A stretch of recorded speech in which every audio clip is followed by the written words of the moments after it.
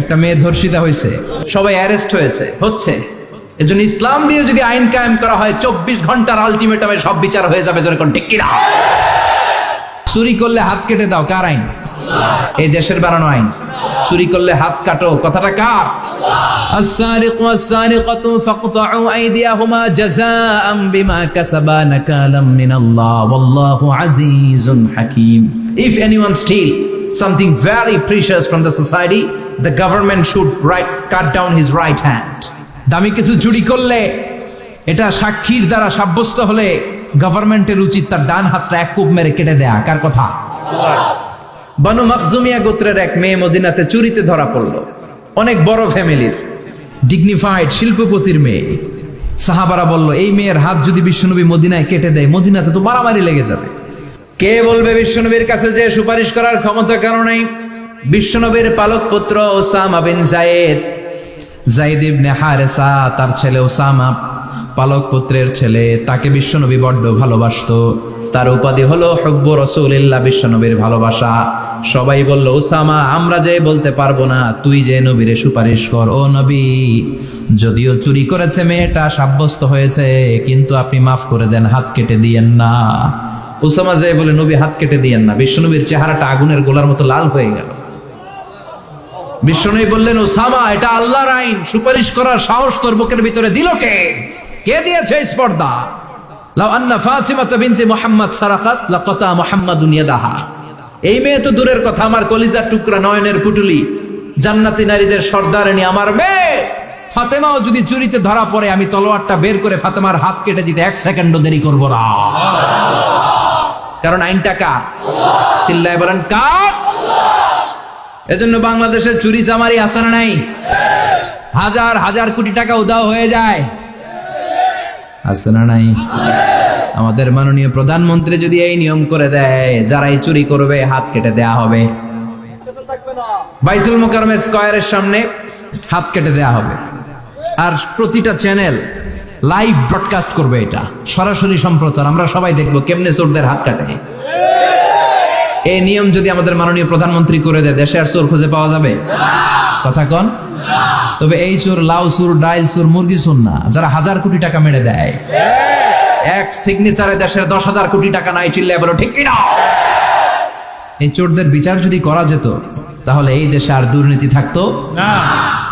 দুর্নীতি দমন কমিশনের দরকার হতো না। মন্ত্রীদের রাতের ঘুম হারাম হতো না। এটা মদিনার সমাজ হয়ে যেত, শান্তির বাংলাদেশ হয়ে যেত, ঠিক কিনা? এজন্য আল্লাহ বললেন, গোলাম এই জমিনের ভেতরে চুরি করলে হাত কেটে দিবা, জিনা ব্যভিচার করলে ডেথ পেনাল্টি, ক্যাপিটাল পানিশমেন্ট, মৃত্যুদণ্ড, সর্বোচ্চ শাস্তি, ঠিক কিনা? একটা মেয়ে ধর্ষিতা হয়েছে, প্রক্রিয়াধীন হচ্ছে, সবাই অ্যারেস্ট হচ্ছে। এজন্য ইসলাম দিয়ে যদি আইন কায়েম করা হয় 24 ঘন্টার আলটিমেটামে সব বিচার হয়ে যাবে। যখন ঠিক কিনা? ইসলাম বলে চোরের হাত কেটে দাও, জিনা ব্যভিচার করলে ডেথ পেনাল্টি। সৌদি আরবে হেড অফ করে, গলা কেটে ফেলে।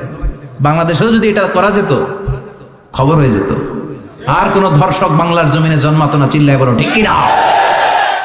আল্লাহ বলেন, আমি মানুষকে খলিফা বানিয়েছি আমার এই হুকুম আহকামগুলো বাস্তবায়নের জন্য।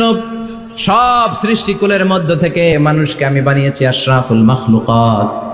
আবার মানুষকে বানিয়েছি আমি আমার খলিফা। আবার মানুষের চেহারাটা আমি আল্লাহ সব চাইতে সুন্দর করে তৈরি করেছি। সুবহানাল্লাহ। লাকাদ খালাকনাল ইনসানা ফি আহসানি তাকওয়িম।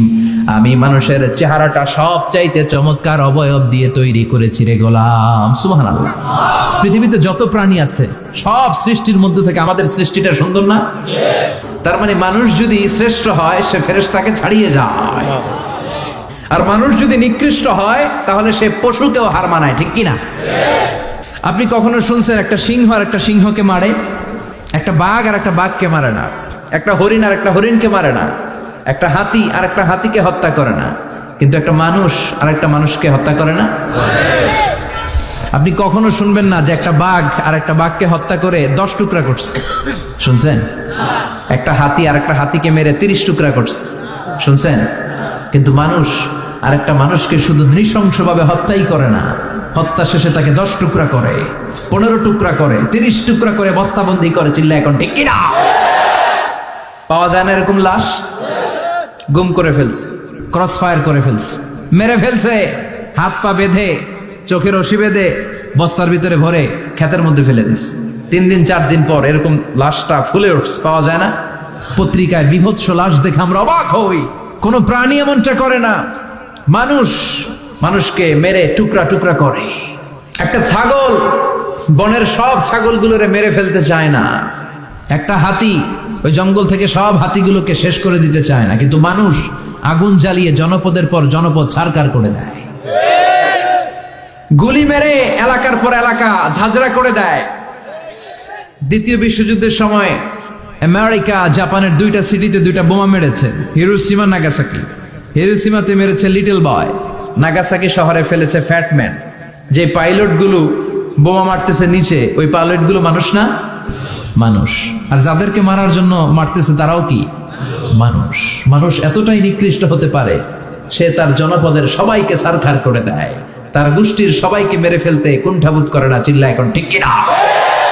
এজন্য আল্লাহ ডেকে বললেন, লাহুম কুলুবুল লা ইয়াফকাহুনা বিহা ওয়া লাহুম আ'য়ুনুল লা ইউবসিরুনা বিহা ওয়া লাহুম আযানুল লা ইয়াসমাউনা বিহা উলাইকা কাল আনআমি বাল হুম আদাল উলাইকা হুমুল গাফিলুন। আল্লাহ বললেন, ওদের চোখ আছে, ওরা চোখ দিয়ে দেখে না। হৃদয় আছে, হৃদয় দিয়ে তার ভাইয়ের জন্য তার মায়া লাগে না। কান দিয়ে আকুতি চিৎকার এই কথাগুলো শুনতে পায় না। উলাইকা কাল আনআম, দেখতে এদের হাত আছে, পা আছে, চোখ আছে, দেখতে মানুষের মতো, আসলে এগুলো মানুষ না, এগুলো পশু। বালহুম আদাল, পশুর চেয়েও খারাপ। ঠিক কিনা?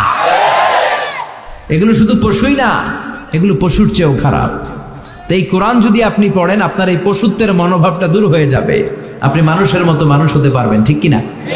এজন্য আল্লাহ মানুষের নামে একটা সূরা দিলেন, সূরার নাম আল ইনসান। সূরার নাম সবাই বলেন আরো জোরে। ইনসান মানে কি?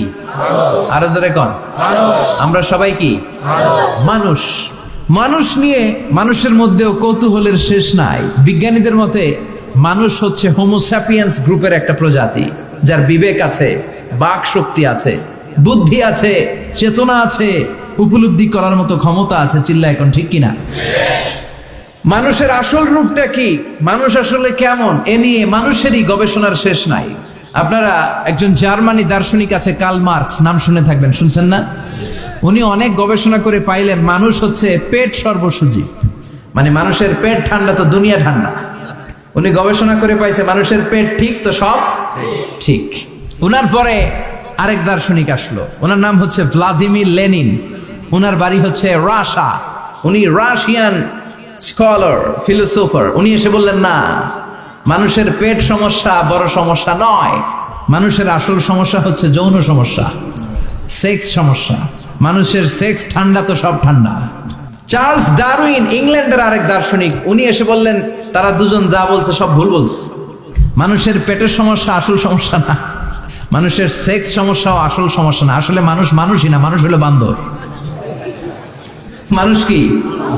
বানর থেকে সময়ের বিবর্তনে, কালের বিবর্তনে বানরগুলো মানুষ হয়ে গিয়েছে। মাথার তার যদি একটু ঢিলা হয়, যা হয় আর কি। তাহলে একদল বলে মানুষের পেটের সমস্যা বড় সমস্যা, আরেক বুদ্ধিজীবীরা বলে মানুষের খাদ্যের সমস্যা বড় সমস্যা, কেউ বলে যৌন সমস্যা বড় সমস্যা, আরেক আবাল বলে মানুষ মানুষ না, মানুষ হলো বান্দর। আল্লাহ বলে একটাও ঠিক কইতে পারে নাই। ঠিক কিনা? আল্লাহ বলে মানুষ তাদের পেটের সমস্যা বড় সমস্যা নয়, মানুষের যৌন সমস্যা বড় সমস্যা নয়, কশিন কালেও মানুষ বানর নয়। মানুষকে আমি আল্লাহ নিজ তত্ত্বাবধানে তৈরি করেছি। মানুষ হলো আশরাফুল মাখলুকাত। মানুষ কি? আশরাফুল মাখলুকাত, গোটা সৃষ্টিকুলের মধ্যে সেরা। এজন্য নূরের ফেরেশতাও মানুষকে সেজদা দিতে বাধ্য হয়েছে। চিল্লা এখন ঠিক কিনা?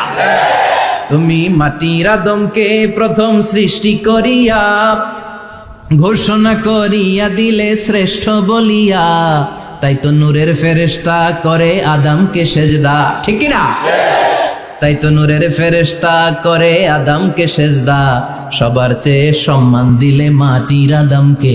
পড়েন আল্লাহু আল্লাহু তুমি জাল্লে জালালুহু, শেষ করা তো যায় না গে তোমার গুণগান। আল্লাহু আল্লাহু সুবহানাল্লাহ পড়েন। আল্লাহ বলেন পেটের সমস্যা সমস্যা, কিন্তু আসল সমস্যা না। মানুষের যৌন সমস্যা বড় সমস্যা, কিন্তু আসল সমস্যা না। মানুষ বানর নামের প্রজাতির ভেতর দিয়ে মানুষ হয় নাই, মানুষকে আমি নিজে তৈরি করেছি, মানুষকে আমি আশরাফুল মাখলুকাত বানিয়েছি। সুবহানাল্লাহ। বুখারীর বর্ণনা, লাম্মা খালাকাল্লাহু আদামা ওয়া কানা তুলুহু 60 যিরাআন। আল্লাহ যখন সাইয়েদনা আদমকে তৈরি করলেন 60 হাত লম্বা করে তৈরি করলেন। কয় হাত? আপনি কয় হাত? আমি কয় হাত? আমরা কয় হাত? কিন্তু আদম ছিল কয় হাত? সুবহানাল্লাহ কইবেন না? আপনারা যখন জান্নাতে প্রবেশ করবেন, বুখারীর ওই বর্ণনাতে এসেছে মানুষরা যখন জান্নাতে প্রবেশ করবে প্রতিটা মানুষ 60 হাত লম্বা হয়ে প্রবেশ করবে। এই দুনিয়াতে দাড়ি রাখার জন্য বিশ্বনবী আদেশ করেছেন, কিন্তু জান্নাতে যারা যাবে এদের দাড়িও থাকবে না, মোছও থাকবে না, গায়ের মধ্যে পশমও থাকবে না।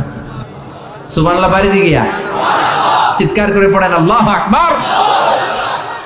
তার মানে মানুষ হলো আশরাফুল মাখলুকাত, গোটা বিশ্বের মধ্যে সেরা।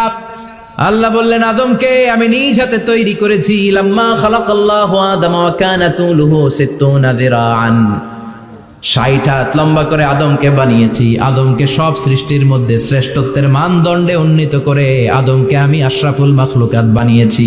সুবহানাল্লাহ। আমরা আশরাফুল মাখলুকাত, ভালো লাগে না শুনতে? আমরা হচ্ছি খলিফাতুল্লাহি ফিল আরদ, ইন্নী জাইলুন ফিল আরদি।